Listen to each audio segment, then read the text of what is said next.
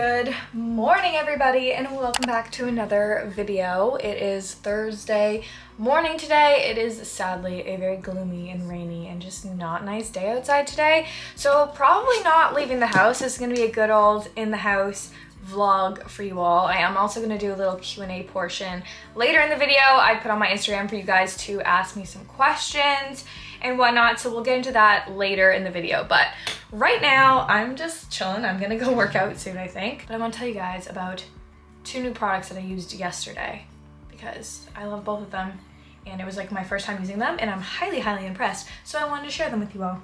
Let me just get them.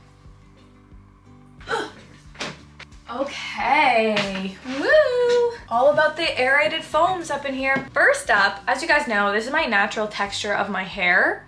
I don't know what wave pattern this is considered, so if you know, let me know. I think it's 2B. This has really helped because normally my hair is quite frizzy and I've tried a bunch of curl creams. They help, but I still have the frizz, which is really annoying. Like, my hair is curly but frizzy. So I thought I would try out a mousse because, well, I was gonna try out a gel, but they were all sold out, so I had to get a mousse. So I got this one. It is the Marc Anthony Strictly Curls Curl Enhancing Styling Foam Extra Hold with vitamin E and silk protein. After I washed my hair, I plopped it with a microfiber hair towel thingy that I have. After that, I applied my curl cream to my hair, scrunched it all up, and then as my last step, I flipped my head over, applied some of this in my hands, and crunched it all through my hair. And then I just let my hair air dry. At first, it was like a little crunchy when it was drying. By the time it was fully dried, it wasn't totally crunchy, but there was like a little bit of it, so I just put some hair oil in my hair and like scrunched that through it, and it basically just got rid of all the crunch, but I was left with like really defined waves in my hair. Like, I would not say for me that this is frizzy. I mean, there's a bit right here, but honestly that's probably just bleach damage. But like, it's pretty. Like, look at some of these little curls. Like, that is so defined. Do you see that? Oh my god. Oh my god. And then the second product was a new self tanner that I tried out because I wanted one that was super dark for the summer. Obviously, I like to tan outside, but as I've told you guys before, I have moles and whatnot on my skin, so I have to be really careful. I don't like to like totally cook myself in the sun. I'll lay out for like a couple hours to read, but like, I am paranoid about getting any form of skin cancer, so I stick to self tanner for the most part, and I wanted one that was super tanned. So I thought I would try out this. I ordered it myself. It's the Bali Body Self Tanning Mousse in Ultra Dark Streak Free. So this one you do have to use for 6 hours. Like, it has to develop over 6 hours, but I am so tanned. I don't know if it's a little orange, but honestly, I don't care.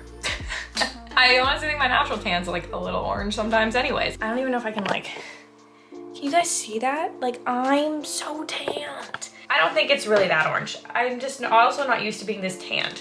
So that might have something to do with why I'm like, am I orange? All right, guys, I'm about to go do a Pilates workout, which I haven't done like a Pilates style workout in so long, but I just feel like doing that today. I don't feel like lifting weights. So we're just gonna do a 30-minute full body Pilates. I'm following the account Move with Nicole. This is what I'm wearing today. Oh my God, you can see how tanned I am. This tanner is so dark. So my sports bra is from White Fox, and then these leggings are just Gymshark. Obviously I'm not gonna wear any shoes because we're in Pilates, and that is the plan. You're my hip crack.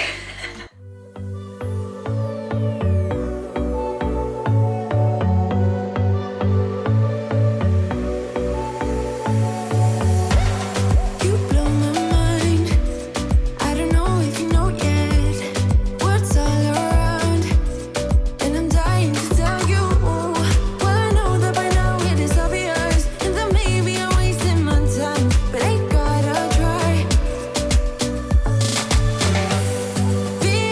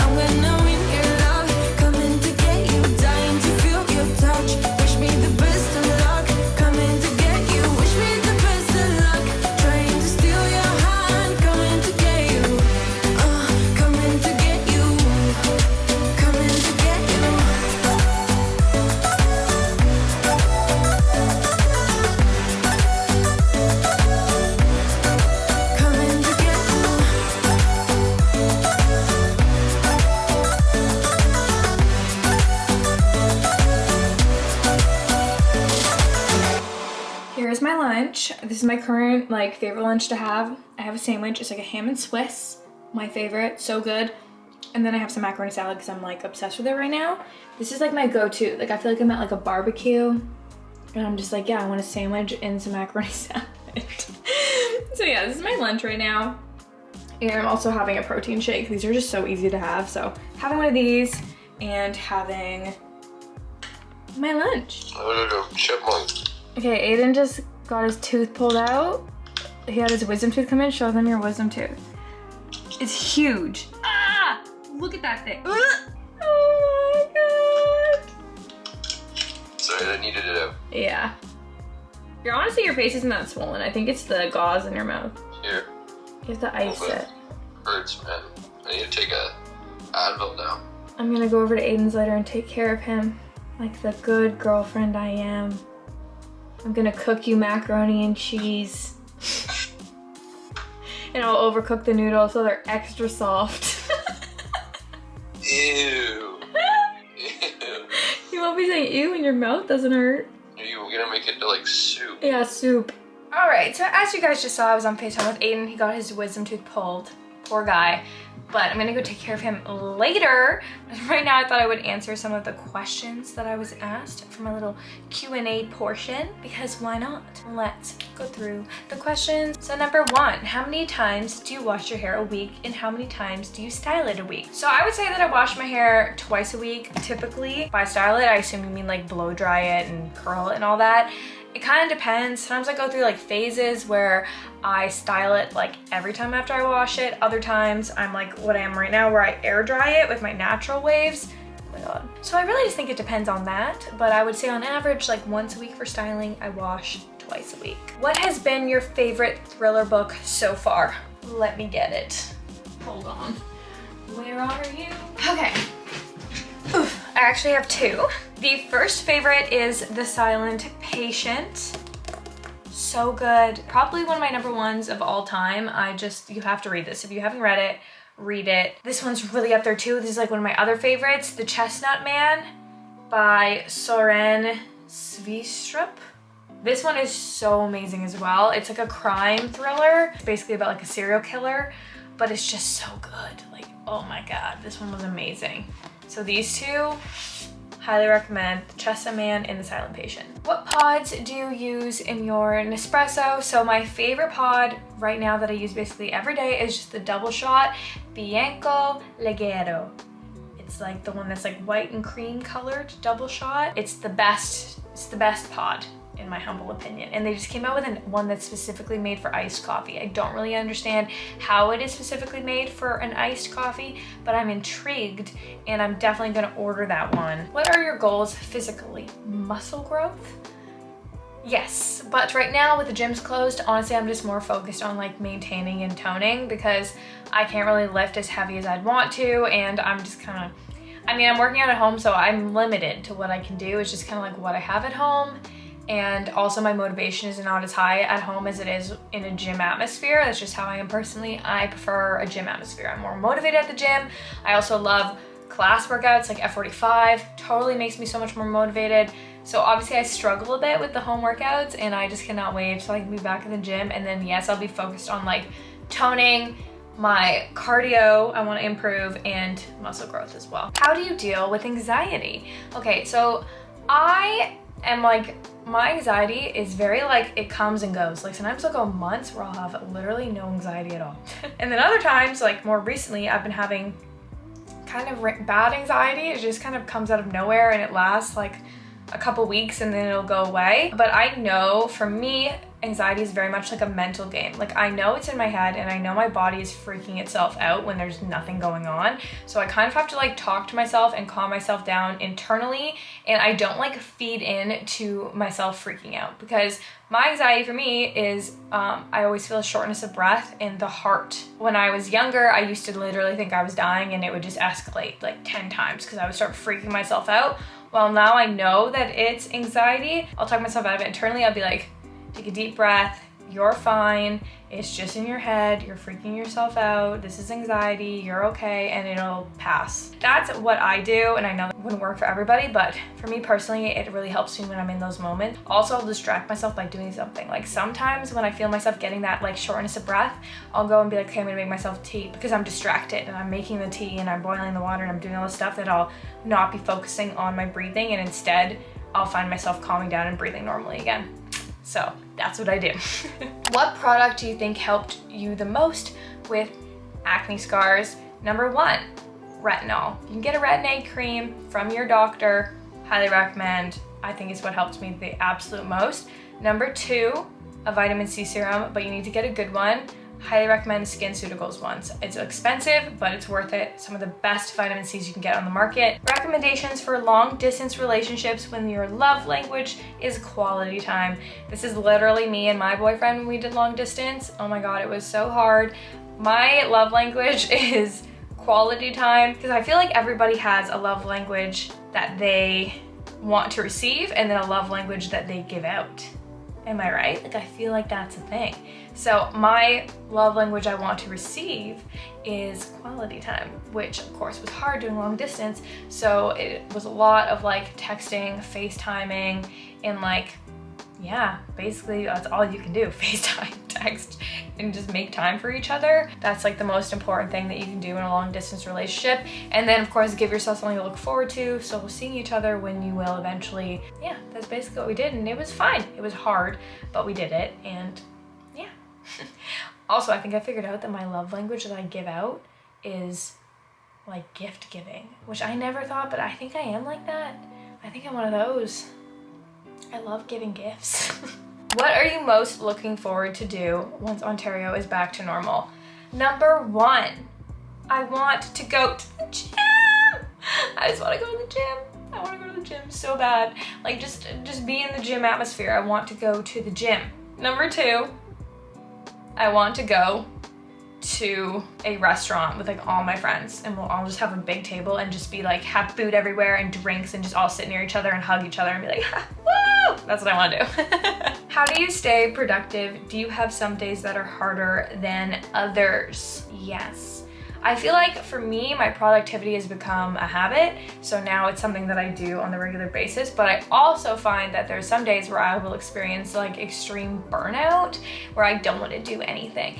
And whenever I feel that, honestly, I let myself have that lazy day, because usually you need it mentally, physically. Sometimes you just need a day where you're like, I'm just gonna watch TV and I'm just gonna chill out and I'm not gonna worry and I'm not gonna try and be like a productive queen all the time, because sometimes you just need to rest. And I find when I give myself those rest days, then I'm able to come back and be more productive without that burnout and the pressure. Like I feel like renewed. So yeah, of course I have days that I struggle, and I just let myself struggle. I don't feel bad. I don't judge myself for having an off day. Everybody has those days where they just chill out and relax, totally normal, and don't guilt yourself over it. What is your go-to Starbucks drink? So I'm just gonna say my like number 1 order, which is a matcha latte with oat milk. I think that's like the thing I ordered the most of anything. I also love the dragon fruit lemonade refresher. Oh, and now I'm craving that. It's so good. That's like one of my other favorite drinks there. Yeah, I don't normally drink coffee as much at Starbucks just because I make it at home so much now with my Nespresso machine. Then when I go to Starbucks, usually I order something else. If you could choose what's better, physical books or Kindle? For me, physical books. I actually don't even own a Kindle, so I have no experience on that. I do think it'd be really handy for like traveling, and I think that's something that I definitely should invest in for when I go on like vacations or traveling, just because I don't have to carry like billion books with me. Like these things take up a lot of room. Personally, nothing beats. I guess I did just sniff the book. That's one of the reasons I like them, okay? Nothing beats a physical book. It's just, they're beautiful. And I like to hold them, and I like to keep them and hoard them, and I like to just go like this, you know, fan myself with them. I love them. How do you do what you want without fearing other people's opinions or judgment? One thing that I always tell myself is that I am living my life. and I need to do what makes me happy and what I want to do. And obviously I care what like my family thinks and my boyfriend and blah blah blah blah blah, but the number one person who matters is like what you think of yourself. If you're doing things that are healthy and they make you happy and they make you feel good and they make you feel like a better person, then I don't think that you should let other people's judgments get in the way of that, because it's your life at the end of the day and your happiness, and that's the number one importance. And I have just lived by that for a while, and honestly, it just makes me a lot happier and more at peace with myself. It's easier said than done though, I know that, because when I was younger, I 100% was like way more self-conscious and like burdened by other people's judgment. When you're ready, how many mini-me's would you like to have? I've always wanted 4, but I've only got 2. Okay, I'm an only child, so personally, I want to have more than 1 kid. I want to have 2, just because I know what it was like to be an only child, and I just want my kid to have a sibling. So 2 is probably end game for me. 3 is too many. 2 is a great number. Love it. Fit in a car really nicely. Would you ever move out of Toronto? Yes. I'd love to move out west to like the West Coast, Vancouver. You guys know I'd love to live there. I'd also love to live in Australia, but I don't know if that'll ever happen, but that is somewhere I would love to live for like a period of my life. I feel like Australia is me. Like, I just feel like I would love it there. I love the beach. I'm such a beach gal person. I love fitness, and I feel like they have a huge fitness culture out there. You know, like beach cafes, they love coffee. I love coffee. I just feel like they're my people, but I just don't live there. Have you always been a reader? I want to get into reading, but I never pushed myself to do it. I've been a reader for a while, but I went through a phase where I didn't read. So I was a really huge reader in elementary school, like huge. Since I was a little kid, I used to read obviously kids books. I moved on to teen books, like preteen books. Then I started reading like young adult, and then I kind of stopped mostly when I was like in college. I feel like I didn't really read for fun anymore just because of like the schoolwork. And then recently, in the last like year and a bit, I like really rediscovered my love for reading, and I've been reading basically consistently since then. It brings me so much happiness and I love it, and I highly recommend it. I know that it's hard to get into it, especially if you're not a big reader, but I would just try and like give yourself that hour before you go to bed as like reading time. Turn your phone off, set your phone up across the room so you can't be distracted scrolling on your phone, and instead of being on your phone, just read for that hour before you go to sleep. It's way better for you, 1. 2, it helps you go to sleep faster. If you've ever read before bed, I'm telling you, you'll get tired so fast without having that blue light from your phone that's gonna keep you awake. So give yourself like an hour before bed where you're just gonna sit there and you're just gonna read. And yeah, those are all the questions that I'm gonna answer for today's vlog. I'm gonna have to edit this down because right now we're at 16 minutes of footage. I hope you guys enjoyed that, and let's carry on with today's vlog. Hey guys, so I've just been editing today's video, and it's already at 21 minutes, so I was like, probably best to end it off here before it gets ridiculously long. So I hope that you guys enjoyed this video. Give it a thumbs up if you did. Let me know if you want me to do more Q&As in the future. I think they're fun. They're very like personal. I feel like you really feel like you get to know a person when you watch a Q&A. I don't know. I really like them.